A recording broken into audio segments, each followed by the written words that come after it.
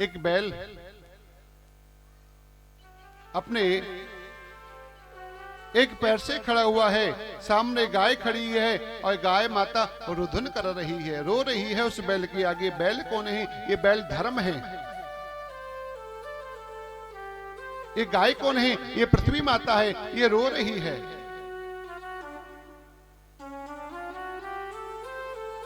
सतयुग में धर्म के 4 पैर थे, सत्य, दान, दया और पवित्रता। जब ये चारों रहते हैं तो शांति रहती है। सतयुग समाप्त हो गया, त्रेता युग आते आते 3 रह गए और द्वापर में 3 पैर धर्म के गए, सत्य रह गया और पृथ्वी रूपी गाय धर्म रूपी बैल को समझाने लगे हैं, तुम क्यों रोती हो? तुम्हारा बंधु कोई तुम्हें छोड़कर चला गया है, कोई मित्र तुम्हें छोड़ के चला गया है, उनकी याद में तुम क्यों रोती हो? तुम्हारे 3 पैर किसने काट दिए? कहां चले गए? तुम साक्षात पृथ्वी माता हो। कृष्ण तुम्हारे ऊपर लीला करते हैं, विचरण करते हैं।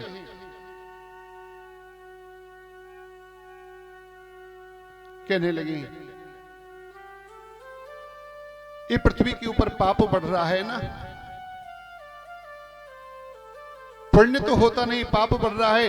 ये संसार धर्म का पालन नहीं करता, पाप में हो गया है, कलयुग की कुदृष्टि बन गई है। ये दोनों बातें राजा परीक्षित सुन रहे थे।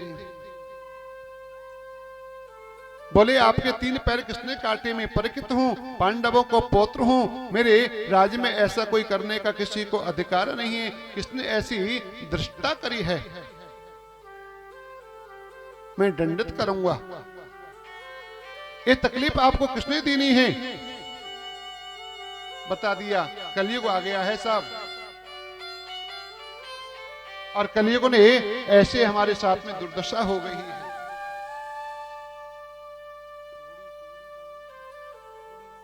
अब तो राजा परीक्षित अपनी तरकस से बाण निकालकर उस कलयुग को समाप्त करना चाहता है कि तुम्हें यहां रहने का कोई अधिकार नहीं है। मेरे राज्य के अंदर तो धर्म का पालन होता है, गौ संत ब्राह्मण की सेवा होती है, और आपने गाय के ऊपर अत्याचार किया है, बैल के ऊपर अत्याचार किया है। चले जाओ यहां से, तुम्हें यहां रहने का कोई अधिकार नहीं है। कलयुग कहने लगा, महाराज कहां जाऊं मैं? मुझे भी कोई एक स्थान दे देते जहां पर मैं निवास कर लेता। अब पता नहीं राजा परीक्षित को कैसे दया आ गई, कहने लगे, धूतम पानम स्त्रियम सूनम। यहां लोग जुआ खेलते हो, वहां कलयुग का निवास होगा। जो लोग कीड़ा करते हैं वहां पर कपट से कलयुग का निवास होगा। और जुआ कभी बिना कपट के, बिना छल के हो नहीं सकता।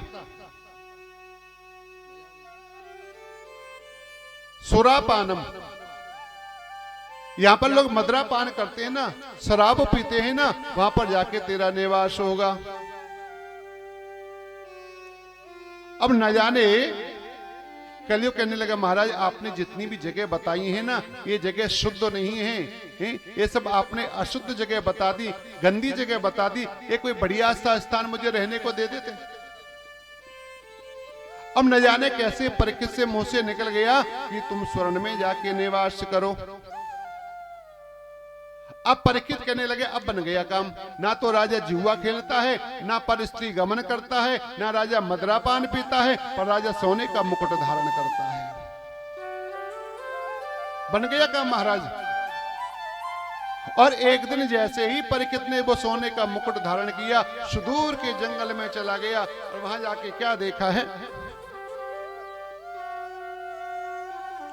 एक ऋषि है, शमक ऋषि, समाधि में बैठे भगवान का भजन कर रहे हैं। राजा को पता, ऋषि को पता नहीं है कौन आ रहा है कौन जा रहा है, नेत्र बंद करके भगवान का भजन कर रहे हैं। और राजा ने जाके वहां पर प्यास लगी, पानी पीने की याचना करी। राजा बड़े धर्मपरायण राजा थे। कभी संत के आश्रम पर जाकर, ब्राह्मण के आश्रम पर जाकर कभी जलपान नहीं करते थे। रोटी खाने की बात तो बहुत दूर है। पर उन्होंने जो सोने का मुकुट पहना हुआ है ना, तो सोने के मुकुट के अंदर सूक्ष्म रूप से कलयुग निवास कर गया, कलयुग जाके बैठ गया साहब।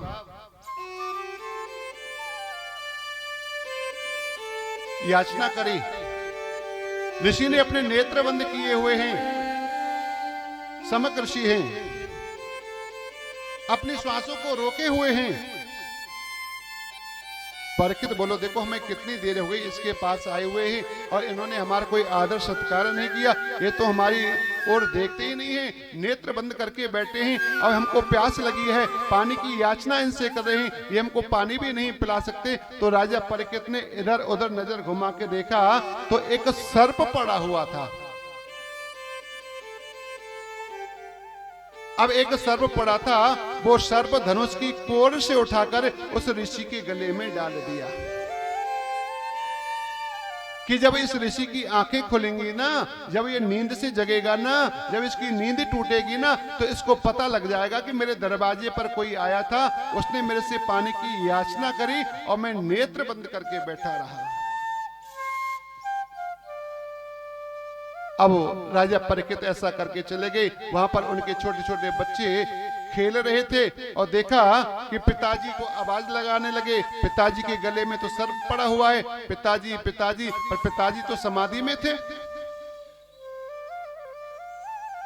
पिताजी के गले में वो सर्प देखा, चले गए गंगा जी के किनारे पर और गंगा जी के किनारे पर हाथ में गंगा जल लेकर और ऋषि कुमारों ने श्राप दे दिया, जिसने भी हमारे पिताजी के गले में सर्प डाला है, ठीक आज से 7वें दिन इस तक्षक नामक सर्प के द्वारा उसकी मृत्यु को प्राप्त हो जाएगा।